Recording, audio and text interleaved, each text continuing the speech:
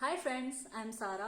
Welcome to सारा वर्ल्ड। इस बार मैंने एक आर्ट वर्क बनाया है जो कि एक वॉल आर्ट है और उसमें मैंने एक्राइलिक कलर्स यूज किए हैं। और एक्चुअली वो एक लैंडस्केप है जिसमें लैंप्स हैं, बिल्डिंग्स हैं और उनमें से लाइट निकल रही है। तो एक्राइलिक कलर्स की वजह से, ब्राइट कलर्स की वजह से बहुत अच्छा इफेक्ट आया है। तो चलिए देखते हैं मेरा आर्ट वर्क कैसा लग रहा है।